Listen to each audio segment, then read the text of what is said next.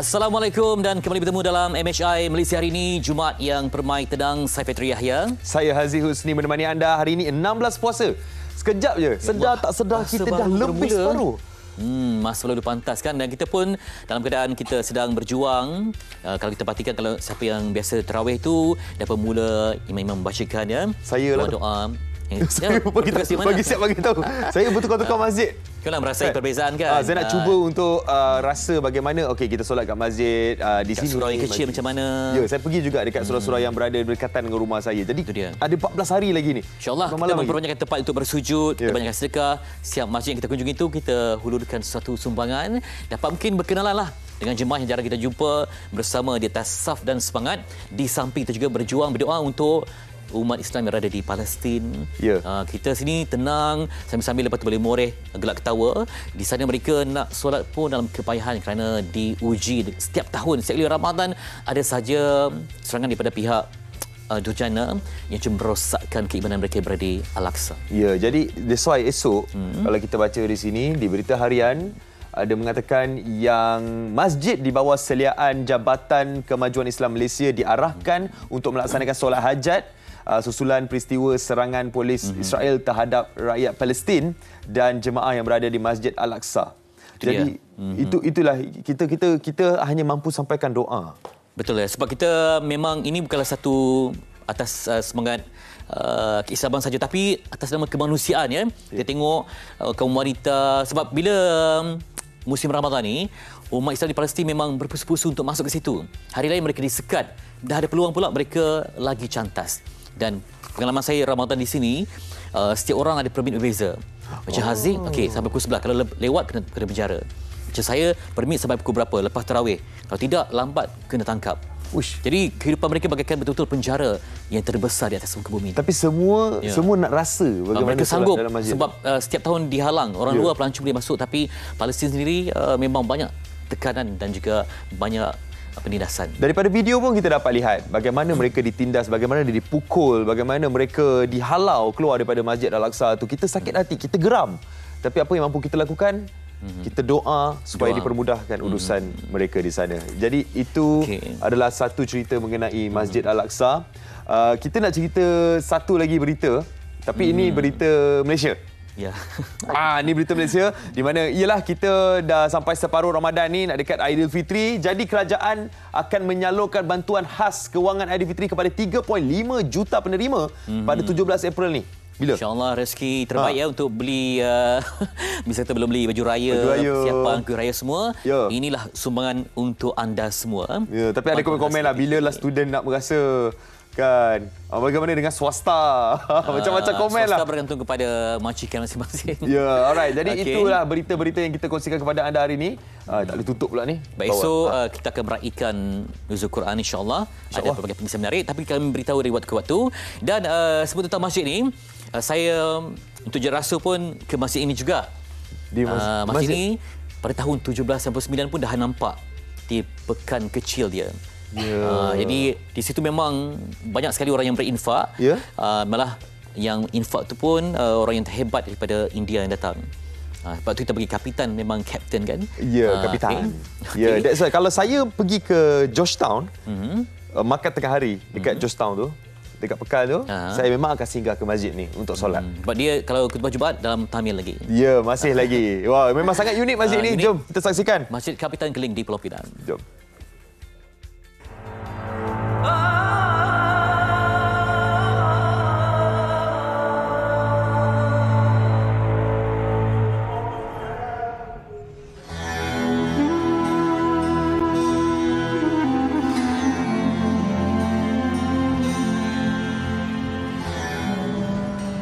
Masjid Kapitan Keling, sebuah masjid tertua dan bersejarah yang terletak di Jalan Buckingham, Georgetown, Pulau Pinang.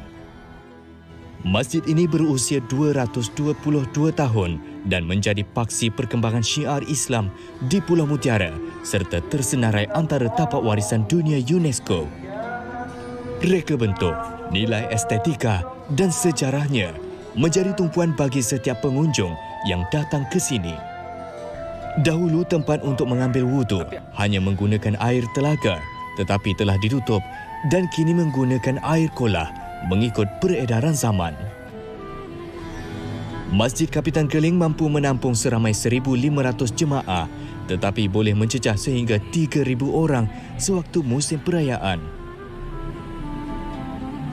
Abdul Rashid Pakar, bekas Siak yang telah berkhidmat di Masjid Kapitan Keling hampir 50 tahun.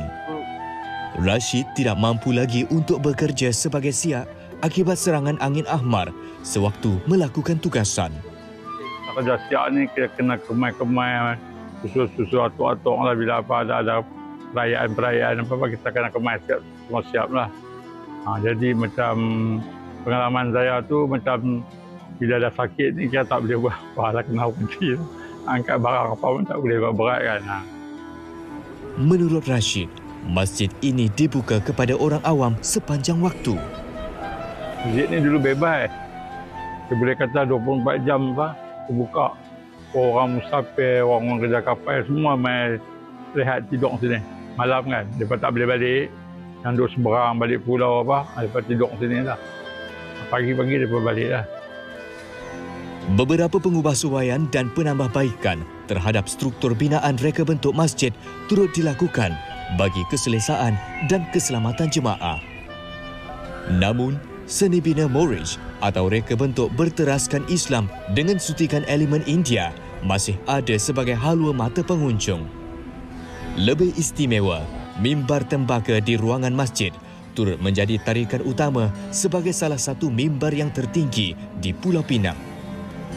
Ubah suai ni dalam tahun 2000, lepas baru ada ubah suai tu buat apa, bunga-bunga kawang tu, tulis-tulis Al-Quran tu. Sebelum tu kosong lah, dia tak ada apa lah. Tengah-tengah ni dulu semua ada tembok. Ada pecah tembok tu semua, dia bagi lapang tu lah, buka lah. Mesti tiang semua asai. Tiang-tiang ni semua asai. Tadi saya sedang kira lahir-lahir tu, besar tu, tiang semua dah siap lah. Lain-lain semua tak ada kacau apa lah. Pada zaman dahulu, masyarakat India Muslim di Pulau Pinang semakin bertambah dan Ketua Kaum India Muslim memohon tanah untuk membina masjid baharu yang lebih besar. Seluas 18 ekar diberikan, tetapi berkurang menjadi 8 ekar pada tahun 1903 disebabkan projek-projek pembangunan yang dibina di kawasan sekitarnya. Kini, reka bentuk masjid ini dikekalkan dari tahun 1916 dan hanya berkeluasan 3.3 hektar sahaja. Masjid berwarna putih, dihiasi dengan kubah besar gaya Mughal melambangkan seni India Islam yang dipengaruhi oleh unsur-unsur dari negara India. Mempunyai menara tunggal khas di mana bunyi azan boleh didengari. Puluhan tiang megah yang dihiasi dengan ukiran dapat dilihat di setiap penjuru. Ruang terbuka di setiap penjuru membuatkan ventilasi dalaman kekal dingin dan tidak panas selain membantu sumber pencahayaan. Datuk Haji Farouk Raja Mohammed merupakan pengerusi Masjid Kapitan Keling. Selama 13 tahun beliau memegang jawatan sebagai ahli jawatan kuasa masjid dan kini sudah 5 tahun beliau dilantik menjadi pengerusi Masjid Kapitan Keling ini. Menurutnya, nama Masjid Kapitan Keling diilhamkan daripada nama seorang ketua kaum India Muslim terdahulu iaitu Kadir Mohidin, seorang kapten kapal dari India Selatan. Kelinga tu dia panggil daripada India, dia panggil Kelinga. Itu boleh jadi satu sebab lah. Masjid Kapitan tu, nama dia memang kapten. Nama dia Kadir Mohidin Marakan, dia memang panggil sebagai kapten. Itu sebab Kapten Masjid jadi kapten. Jadi daripada India, dia turunan ke India, dari India, itu pakai ke Keling. Jadi Masjid Kapitan Keling. Masjid ini siap dibina pada tahun 1801 oleh Tentera Syarikat Hindia Timur yang tiba di negeri ini. Dahulu, Pulau Pinang merupakan salah satu pusat perdagangan terkenal di Selat Melaka. Ramai yang datang untuk berdagang, termasuk masyarakat Chulia dari selatan India yang juga merupakan Tamil Islam. Makam imam pertama masjid turut ditempatkan di masjid ini. Masyarakat di sini kebanyakannya mengamalkan mazhab Hanafi. Peninggalan meriam yang dahulunya digunakan pada bulan Ramadan bertujuan menentukan waktu berbuka puasa. Antara keunikan lain ialah khutbah solat Jumaat yang dibaca dalam bahasa Tamil. Memang awal-awal lagi memang gunakan bahasa Tamil. Bahasa Tamil, khutbah semua bahasa Tamil. Masa itu Kapitan Keling yang Masjid Negeri, jadi akan tukar ke bahasa Melayu dan bahasa Tamil juga. Imam kita dulu pakai tiga bahasa lah, Arab, Melayu dan bahasa Tamil.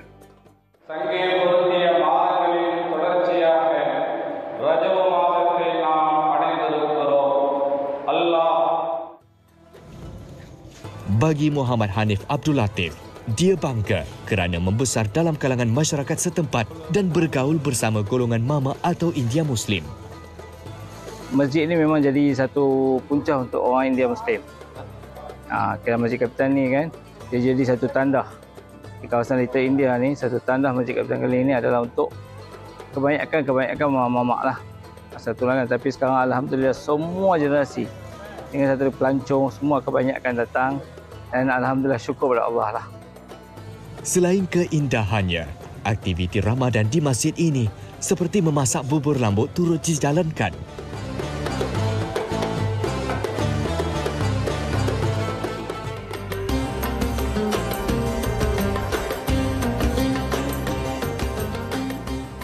Ini ialah bukti umat Islam mempunyai tamadun yang cukup hebat, seni ukir dan seni bina yang begitu indah.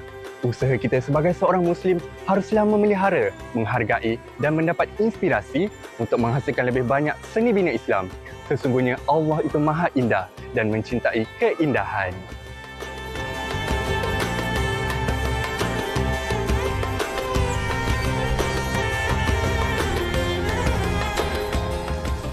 Okey, saya juga sehari dari itu untuk Jalan Rasul, di mana di setiap lubang-lubang tu kan, diletakkan dulu cahaya.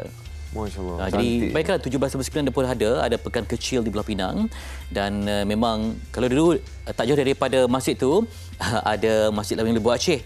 Kalau dulu memang ada perbezaan lah, yang dulu baru sini semayang. Jadi memang kat situ ada tempat orang untuk berinfak. Sebab dulu di situ banyak gangster. Jadi bila ada seorang ulama datang, mereka datang dan melafazkan taubat di situ.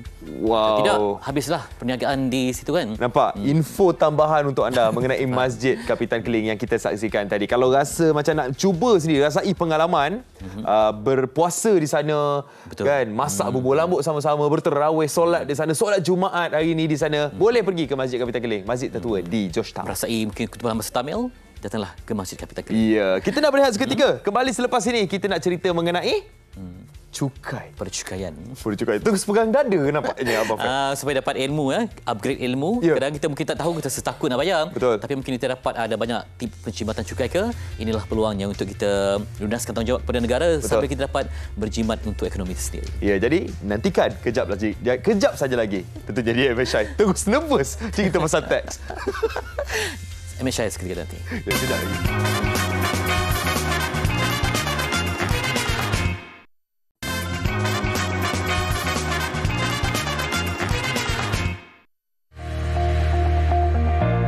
Tanggungjawab membayar cukai perlu dilaksanakan bagi memastikan pembangunan negara terpelihara. Cukai meliputi beberapa jenis seperti cukai secara langsung dan tidak langsung serta cukai jualan dan perkhidmatan. Berdasarkan kenyataan yang dikeluarkan oleh Lembaga Hasil Dalam Negeri LHDN, rakyat Malaysia yang bekerja dikehendaki membayar cukai sekiranya mempunyai pendapatan minimum RM34,000 setahun. Menurut Timbalan Menteri Kewangan 1, Datuk Seri Ahmad Maslan, pada tahun lepas sahaja, lebih daripada RM139 bilion direkodkan sebagai kutipan cukai. Ini membuktikan bahawa rakyat Malaysia patuh kepada pembayaran cukai ini. Taksiran cukai yang membebankan telah mencetuskan keculasan kepada pembayar cukai. Oleh itu, pelepasan cukai diperkenalkan terhadap 4 kumpulan utama iaitu individu berstatus bujang, pasangan berkahwin, mempunyai ibu bapa sebagai tanggungan dan mereka yang mempunyai anak. Persoalannya, sejauh manakah rakyat Malaysia sedar tentang pelepasan cukai ini? Untuk percukaian, ada masa kemungkinan besar ada kesilapan dalam pengiraan ataupun adanya maklumat baru yang perlu diberikan kepada pembayar cukai. Peribadi ni, pengecualian ni dia lebih kurang macam bolehlah mengurangkan dari segi pendapatan cukai jumlah tertentu sebab dia melibatkan isi rumah lah. Contohnya macam diri saya punya pasangan ataupun mana-mana tanggungan lah yang ada di bawah saya yang dituntut untuk melibatkan bahagian bayaran cukai. Pelepasan cukai pendapatan.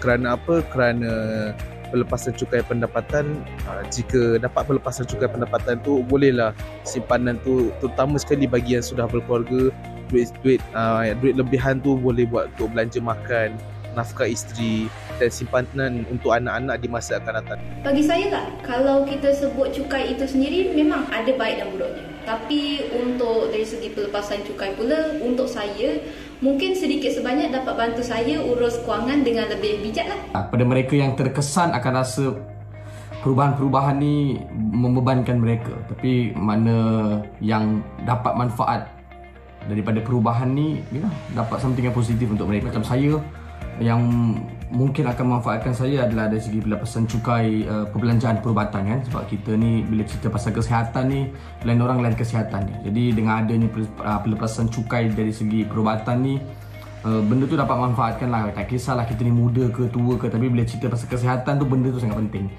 Kesimpulannya, kepentingan cukai kepada ekonomi negara memberi impak yang besar.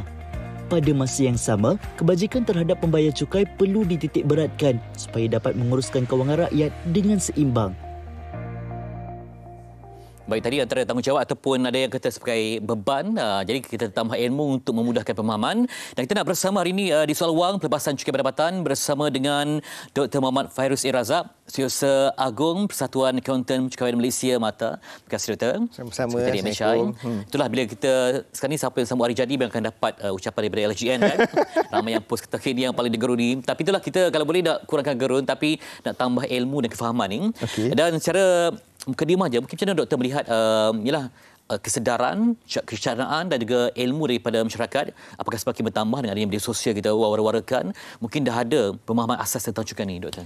Pemahaman asas cukai dari tahun ke tahun dah berubah dah. Okey, kita tengok sekarang ni Lembaga Hasilan Negeri pun dah digitalisasikan semua bendanya. Semuanya dah senang, tak macam dulu. Dulu kita kena baca, kena faham. Sekarang ni semua autofill lah sebenarnya. You letak je apa kat situ, dah ada kat situ. So dari segi pemahaman tak susah sangat dah pun macam tu. Lepas tu ada nota penerangan pun sebenarnya daripada borang-borang tu sebab ada bulletin lagi, ada orang kata ada lagi apa snapshot gambar, semua dah ada. Okey, tahun ni pelepasan dia. Tahun lepas ni macam ni. Kalau tak buat macam ni jadi macam ni. So macam-macam dah orang kata dari segi penerangan dah ada dah. Cuma dari segi orang kata awareness, sama ada nak lapor atau tak lapor, itu mesti masalahnya. Cakap nak lapor, tak payahlah. Kenapa tak nak lapor? Lapor sajalah. Ada orang kata menyesuaikan kedua-dua pihak. Maknanya kerajaan pun dapat, pembayar cukai yang dapat. Ada setengah takut nak lapor ni, sebenarnya dia kata nanti akan dikorek, bukan masuk macam tu. Bila dia lapor, ada kelebihan dia akan menyumbang kepada negara satu. Lepas tu kerajaan tahu sama ada berapa bantuan diperlukan. Kalau kita tak tahu, okey, dia memang banyak tu tapi tak cukup juga sebenarnya dia bayar, walaupun sikit ke banyak ataupun dia tak perlu bayar. Kerajaan tahu dia ni perlu bantuan ke tak tahu. Itulah sebenarnya orang kata dari ciri-ciri pembayaran, tapi orang salah sangka lah sebenarnya. Ya. Apakah ada kelemahan dari segi cabaran untuk pembuktian dokumentasi, Dr. Rasa? Cabaran tu memang banyak lah sebenarnya. Tapi saya rasa tahun akan datang pun Lembaga Hasilan Negeri akan berubah, akan memudahkan. Semua dalam sistem dia, MyTax, dia panggil sistem MyTax, semua dah ada dan akan datang. Saya rasa kalau tak silap saya, kita boleh upload e-invoice betul. Lepas tu kita boleh upload segala dokumen ke dalam tu. So bila e-invoice datang lebih semudah sebenarnya, tak ada siapa akan kena audit atau siasat nanti. Sebab semua data dah ada kat situ. Tapi dari segi sekarang ni, kalau katakan yang dari segi pelepasan yang ada ni, ada setengah tu dia tak dapat simpan dokumen tersebut, pudar, hilang, masa dia perlu dibuat 7 tahun ni kena simpan. Dia kena simpan. Kalau dia tak simpan memang tak dapat dah. Lepas tu dia perlukan. So sekarang ni kita ada handset, ada komputer, kita boleh, tapi akan datang dalam sistem Lembaga Hasilan Negeri sendiri, kita boleh simpan kat situ nanti. Itu dia. Dan kita melihat kepada untuk tahun ini, untuk tahun 2022, macam mana doktor melihat apakah holistik dari segi pelepasan yang ada itu untuk diri sendiri, untuk tanggungan? Macam mana doktor? Okey, kita kalau ikutkan kita ada pelepasan. Saya bahagikan kepada 3 lah. Satu, sebelum kita dapat gaji. Lepas tu kita ada 2 lah. Satu borang penggajian, satu borang yang membuat perniagaan. So dari situ kita ada derma, kita ada pelepasan, kita ada rebate. So daripada derma tu, siapa yang derma tu, derma kepada kerajaan lah.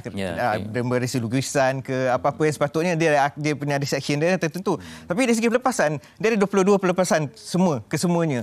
So kalau kita ada resit dan ada kesesuaian yang pelepasan, kita ambil contoh SSPN. SSPN menjadi isu yang besar sebenarnya kerana tidak disambungkan. Pasal dia merupakan salah satu orang kata pelepasan yang sangat bagus. Kenapa saya cakap sangat bagus? Sambil kita menyimpan, kita dapat dividen, kita dapat pelepasan. Yang lain semua kita kena belanja. Macam contoh medical kena berjaya. Melancong kena belanja. So SSPN ni, selain dari SSPN, kita ada insurans menyewa. Insurans menyewa kita simpan juga. Bukan kita belanja sebenarnya. Kira SP. Lepas tu kita ada education insurans pun kita simpan juga. Kita ada PRS. So semua menyimpan. Kalau pelepasan lain tu semua kena belanja. Contohnya macam belanja perubatan ibu bapa pun kita kena belanja. So kebanyakan pelepasan. So kesesuaian. So yang pentingnya resit kena ada lah daripada 22 pelepasan ni. Kalau tak ada, tak boleh. Ya, tadi juga perkesok, kemudian sumbangan, pelepasan untuk anak, dan itulah dia sebab macam Muslim kita ada zakat. Betul. Dapat membantu. Sebenarnya zakat mungkin saya tengok ada juga yang kata saya dah bagi pada pusat tahfiz ni, tapi tahfiz tu tidak berdaftar dengan LHDN ya. Betul. Mereka tidak layak untuk dapat ni. Macam mana mungkin ada saran supaya institusi yang mengutip derma ni mereka kerja keras sikit supaya kalau kita sumbangkan tu boleh juga membantu kepada mereka yang bayar zakat ni. Betul. Cuma masalahnya yang pasal zakat tu saya cakap tadi kita ada derma pelepasan rebate. Rebate tu salah satunya zakat lah. Zakat, rebate kita ada dua. Kalau kita gaji cukai kita bawah 35,000, kita rebate kita 400. Lepas tu kita ada zakat. Zakat ni boleh kita bayar zakat ni, tapi kalau bayar kepada institusi yang tidak berdaftar tu, dia perlu daftar lah. Kalau dia tak daftar memang menyusahkan semua orang.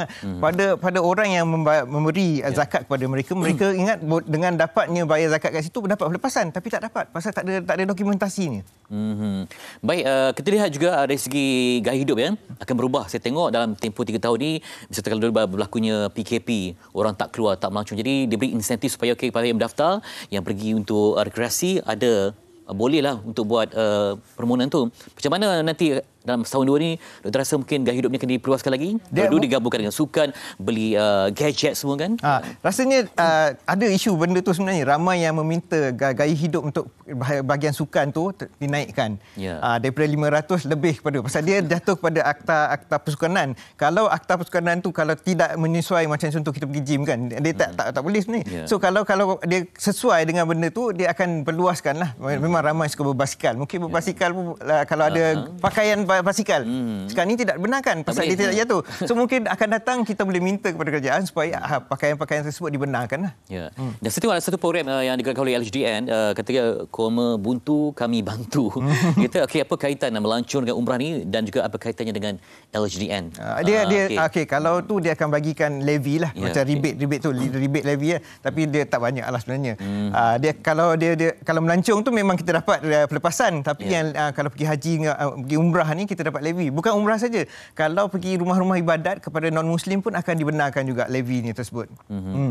Dari segi perbelanjaan, untuk individu yang mungkin individu yang sekarang ni kita galakkan ada yang dua kerja semua kan, mereka kata tak cukup untuk menampung, terpaksa buat kerja yang lain. Jadi macam mana ini juga sebenarnya perlu diimplementasikan. Kadang-kadang walaupun dia hanya kerja sebagai katakan influencers, meniaga secara online. Jadi bahaya juga kalau tidak ada dokumentasi perbelanjaan itu kan, kerana mereka ni dilihat walaupun jual katakan sebenarnya raya ni pun tapi ada pendapatan yang mereka perolehi, tapi tidak diisytiharkan pendapatan tu.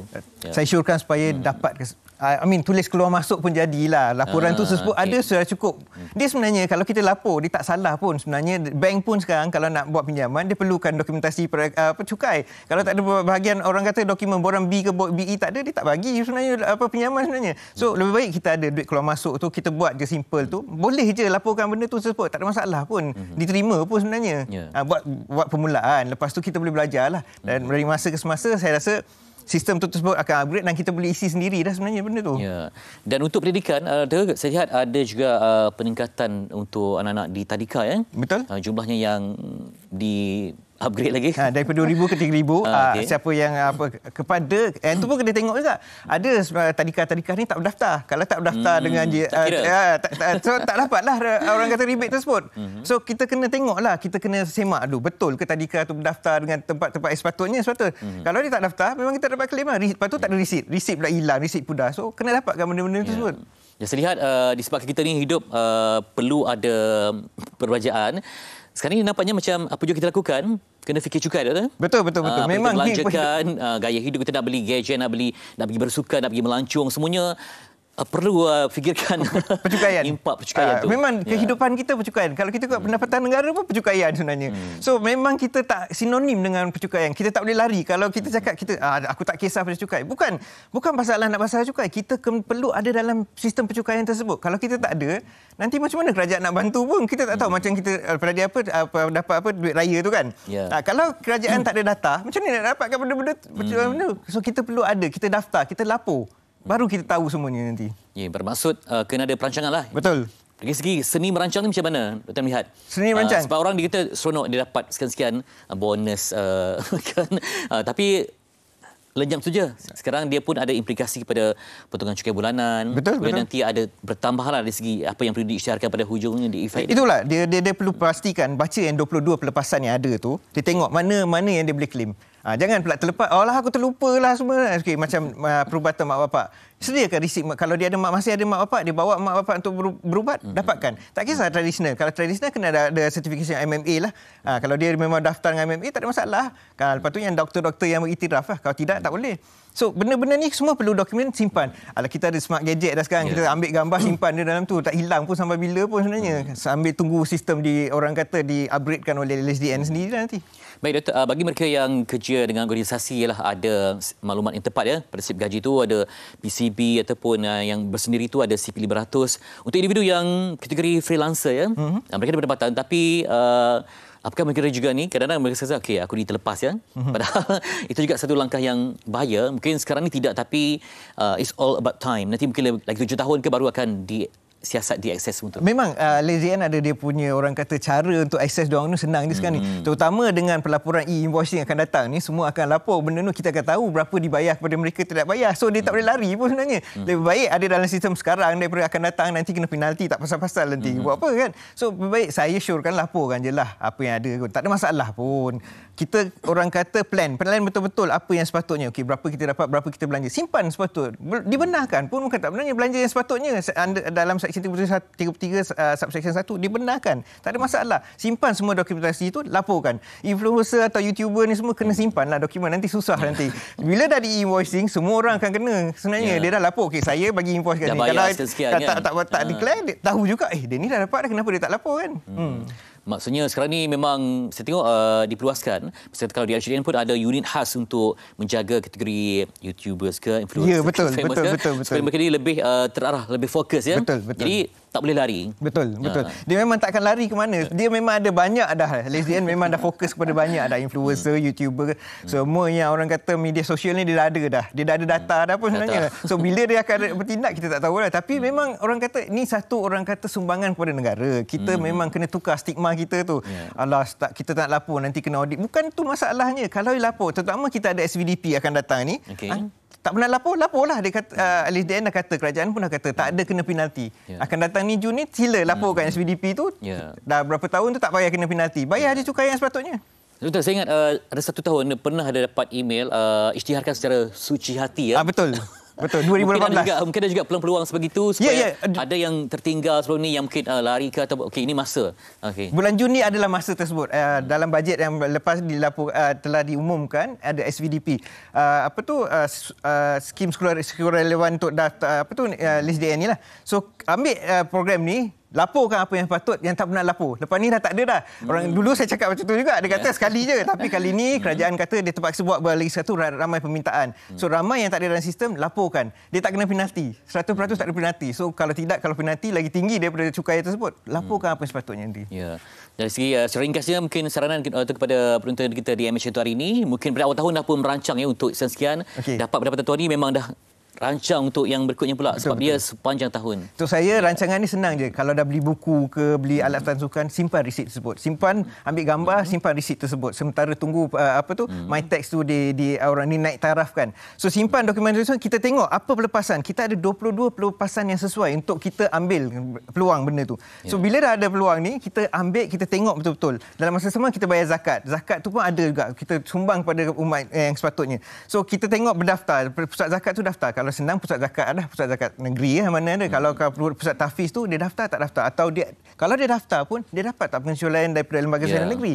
So kita tengok 22 ni, kita lapor, kita dah ada resit, kita simpan. Dari segi pendapatan kita memang ada pendapatan, slip pendapatan. Dari pembelanjaan tu simpan. Mungkin kita ada pembelanjaan dari segi minyak ke, sewa ke, elektrik ke, kita ada, kita simpan benda-benda tersebut. Mungkin juga kalau kita tak mampu bayar sederap macam tu, ada jadual-jadual. Betul jadual-jadual dia ada, kita ada PCB, kita ada CP500, ataupun kita nak bayar juga sikit-sikit, kita pergi dekat list DN dan penghampiran, kata kita nak bayar bulan-bulan. Dia akan bagi juga sebenarnya. Takut nanti kita dah guna habis. Tak ada duit dalam langsung kan nanti. Okey, baik, terima kasih kepada Dr. Muhammad Faruzi Razak, Setiausaha Agung Persatuan Akauntan Percukaian Malaysia atau Permata, yang memang terang mata kita hari ini. Dapatkan info, mungkin nanti ada segmen lain untuk Dr. InsyaAllah. Kita pakai ilmu yang lebih lengkap. Sampai itu kita tinjau tukaran mata wang asing. Mungkin sebagai panduan kita bersama, sekarang ini pun ramai yang akan keluar negara. Baik untuk dolar Amerika 4.40, Singapura 3.30 dolar, 100 rupiah Indonesia 0.029, 100 baht Thai dolar 986 dan 100 won Korea 0.33. Okey, berikutnya kita lihat pula kepada item yang lain pagi ini. Okey, harga emas bagi 916 22 karat 297.96 dan 999 325.05 harga emas semasa. Sekarang pun okey, dan kita tinjau 5 kaunter yang paling aktif. Malaysian Pacific Industry, ada partikan nilai terkini di situ. Guan Chuang Berhad di samping Sun Suria, Time.com Berhad dan UWC Berhad. Acara ringkasnya pada 7 April 2023 untuk maklumat kita bersama di kaunter yang paling aktif. Dan nanti kita bereksika dan ada peluang untuk anda berinfak untuk memberi sumbangan yang padu kepada masjid dan institusi yang memerlukan untuk pengadaan rumah di MHI seketika nanti.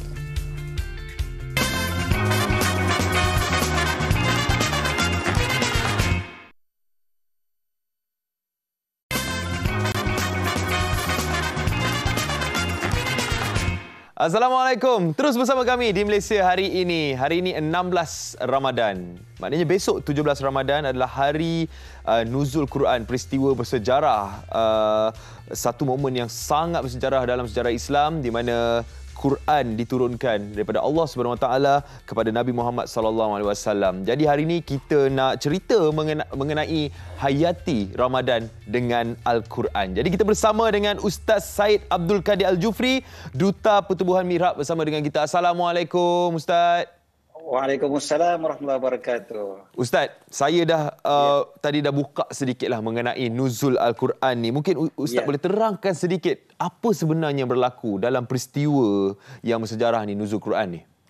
Okey, bismillah, alhamdulillah, salatu wassalamu ala sayyidina Rasulullah wa ala Rasulullah, Haziq dan juga seluruh penonton MHI. Alhamdulillah, hari ini hari Jumaat bulan Ramadan. Kita besok, macam Aziz sebut tadi, besok memang insya-Allah kita akan sambut nuzul Quran 17 Ramadan. Dan nuzul Al-Quran seperti mana disebutkan dalam Al-Quran sendiri dalam surah Al-Baqarah, Allah Ta'ala nyatakan syahrul Ramadan alladzi unzila fihi Al-Quran, bulan Ramadan yang mana padanya turun Al-Quran. Satu lagi ayat yang biasa kita dengar juga ataupun biasa kita hafal pun, ayat yang berkaitan dengan Lailatul Qadar tu, Allah Ta'ala sebutkan inna anzalnahu fi lailatul qadar, sesungguhnya kami turunkan ia pada Lailatul Qadar. Lailatul Qadar ni semua kita tahu memang berlaku pada bulan Ramadan. Jadi Al-Quran memang turun pada bulan Ramadan sampai disebutkan Ramadan ini bulan Al-Quran.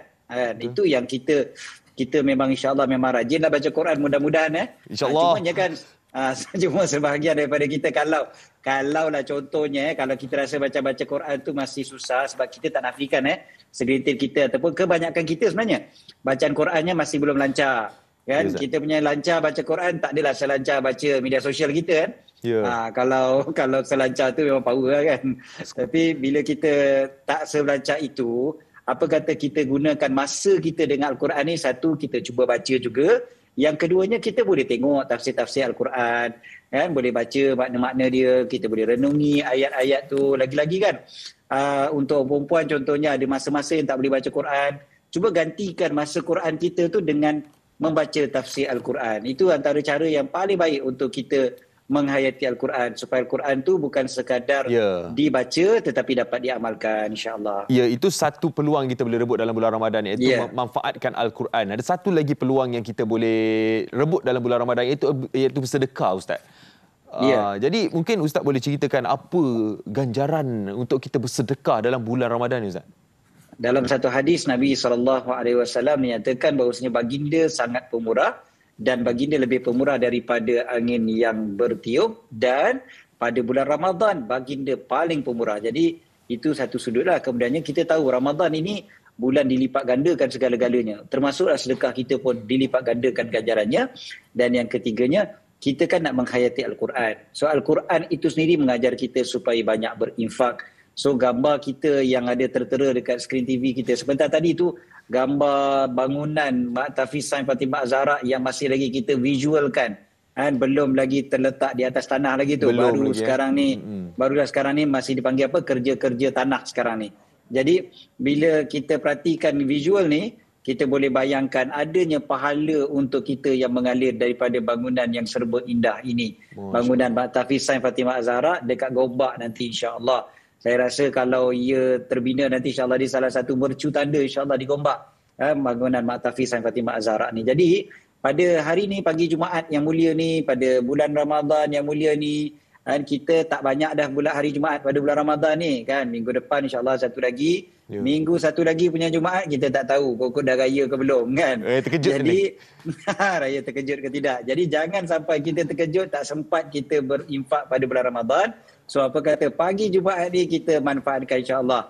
Anak-anak yang tengah belajar tu, insya-Allah kita dapat bantu bukan mereka saja, generasi-generasi yang selepas daripada ni, dan mereka ni lah insya-Allah jadi generasi yang hebat untuk negara kita nanti, insya-Allah. So Pertubuhan Mihrab datang untuk membantu ataupun dengan beberapa kempen, antaranya kita panggil kempen membina aset Islam, yang fokusnya ada dua. Satu, kita membina bangunan-bangunan yang baru.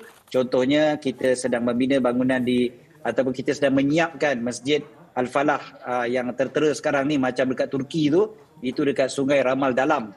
Dekat Kajang aja, bukan jauh pun, kan. Sungai Ramal Dalam, tapi bangunan macam kat Turki. Ini bangunan ni dah 90% siap sebenarnya. Tinggal lagi ada sikit lagi yang mereka masih lagi perlukan, dan begitu juga mereka perlukan sebenarnya banyak.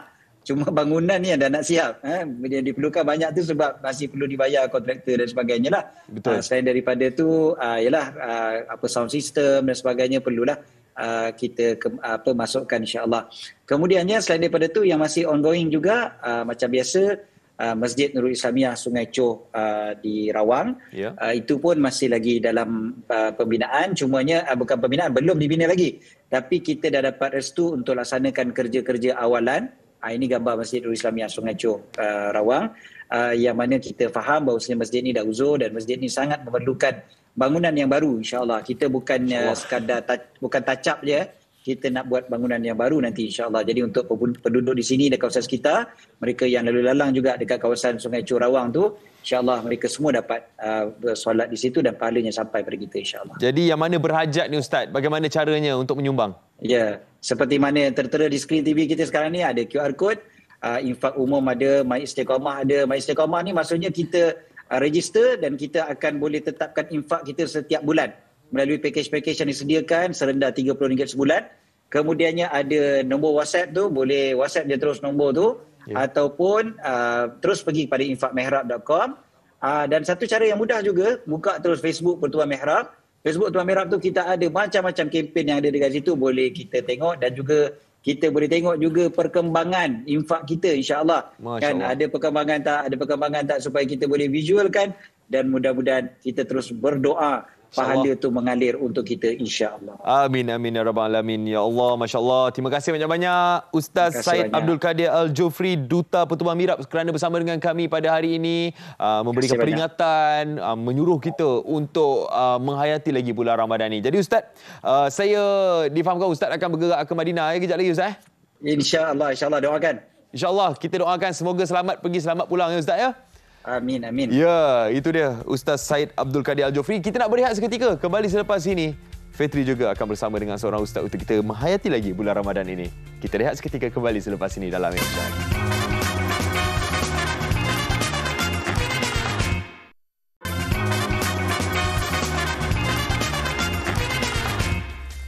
Kita nak berinfak kepada pembinaan Mahat Tahfiz Imaniah Zahidiyah Matis Cawangan Bukit Lancung di Shah Alam, dan saya bersama dengan Ustaz Adam Shah bin Datuk Seri Syahidan, pengerusi Mahat Tahfiz Imaniah Zahidiyah. Assalamualaikum Ustaz. Wassalamualaikum. Itu dia orang muda yang jihad melalui ilmu dan dakwah dan kebaikan. Macam mana perkembangan di Mahat Tahfiz, mungkin dapat Ustaz ceritakan ya? Bismillahirrahmanirrahim. Alhamdulillah wassalatu wassalamu ala sayyidina Rasulillah. Amma ba'd. Keadaan di Mak Tahfiz Imaniah Zahidiyah sekarang yang terletak di Bukit Lancung, Shah Alam, kita sudah memulakan proses baik pulih. Yakni kita sudah mulakan baik pulih dari sudut bangunan asrama, surau dan juga tempat-tempat Allahumma salli Muhammad di kawasan bilik air dan kesemuanya lah. Dan juga kita memerlukan pertambahan dana lagi yang dikatakan dana segera lah untuk bulan Ramadan Al-Mubarak ini sebanyak RM300,000, dan kita pun sudah siapkan separuh dua bangunan itu. Kalau tuan-tuan boleh lihat di skrin TV, di mana kita sudah mulakan sejak awal bulan puasa. Dan insya-Allah pelajar-pelajar akan memasuki Mak Tahfiz Imaniah Zahidiyah yakni selepas raya lah, yakni dalam Ustaz? Ya. Dalam berapa orang yang akan bersama? Dalam 40 orang. 40 orang. Dan kita asasnya dah pun tersedia? Ya, betul. Matis ini juga kita akan buka untuk pelajar perempuan. Pelajar perempuan. So kebanyakan pelajar perempuan ni 50% ni adalah asnaf lah. Anak asnaf juga anak yatim yang tak mampu bayar yuran. Dan Allahumma salli ala Muhammad, dan saya memerlukan dana sebanyak RM300,000 ni untuk melengkapkan proses baik pulih itu dengan segera. Itu dia. Dan juga untuk anak yatim yang kurang berkemampuan, ini memang menjadi matlamat untuk tempatkan mereka di sini. Ya, betul. Baik, mungkin dapat juga Ustaz Ihad mengajak di bulan Ramadan ini, dan tambah kita pun waktu berlalu pantas ya, makin ke penghujung, kebaikan berinfak untuk membangunkan Mahat Tahfiz ini. Dalam hadis Nabi sallallahu alaihi wasallam yang diriwayatkan oleh Al-Imam Muslim, Allah berfirman, "Ya bani Adam, anfiq alaik." Wahai anak Adam, berinfaklah, nescaya aku akan ganti untuk kamu. Maka tuan-tuan dan puan yang mulia, apabila kita melakukan infak, sedekah di jalan Allah Subhanahu Wa Taala pada bulan Ramadan ini, maka Allah Subhanahu Wa Taala akan menggabungkan pahala itu berlipat-lipat ganda. Terutamanya apabila kita sedekah, Allah akan ganti. Mungkin tuan-tuan dan perempuan semua sedekah RM10, Allah akan tambah bukan setakat rezeki yang berbentuk duit, tapi pelbagai bentuk lain seperti kesihatan, afiat, selamat daripada balak bencana dan sebagainya. Dan juga hari ini saya membawa salah satu hadiah kepada tuan-tuan dan perempuan yang mulia. Ya, betul. Saya hanya memerlukan RM10 saja untuk 30,000 rakyat Malaysia yang menonton live pada hari ini. Hanya RM10 saja. Yakni kita berlumba-lumba dalam melakukan kebaikan dalam bersedekah, tapi siapa-siapa nak dapat minyak wangi ini, dia kena derma RM1,000 lah. InsyaAllah. Kerana apa kita buat macam ni? Untuk menghubungkan silaturahim di antara Matis dan juga para peinfak di luar sana. Dan saya berdoa kepada mereka semua agar Allah Subhanahu Wa Taala memberikan pahala mereka yang berpanjangan dan diberkati oleh Allah Subhanahu Wa Taala dan diterima amalannya. Amin ya rabbal alamin. Juga mungkin dapat niatkan untuk arwah ya. Ya, itu sudah semestinya. Untuk menjadi anak yang soleh, maka kita hendaklah berbakti kepada ibu bapa kita bukan setakat waktu hidup, tapi apabila mereka sudah meninggal dunia, berinfaklah atas nama arwah. Mudah-mudahan mereka dikurniakan syurga dan dijauhkan daripada azab api neraka. Amin. Ustaz, mungkin dapat komen, kadang-kadang kita memang dah nampak peluang untuk infak sedekah semua, tapi kadang-kadang ada bisikan wawas ya, nanti aku pun tak cukup. Jadi sentiasa dalam keadaan yang bimbang untuk berinfak ni. Sabda Nabi SAW, "Ma naqasat sadaqatu min mal." Apa-apa yang kita sedekah itu tidak akan berkurang hartanya. Kerana Nabi SAW menjanjikan untuk para peinfak ini adalah mereka tak akan fakir. Mereka tidak akan miskin. Allah akan gantikan balik apa yang mereka berikan daripada sebagian harta mereka. Sebab itulah bulan Ramadan ini adalah di mana bulan di mana kita mesti berlumba-lumba buat kebaikan. Bulan lain tak ada pahala macam bulan Ramadan.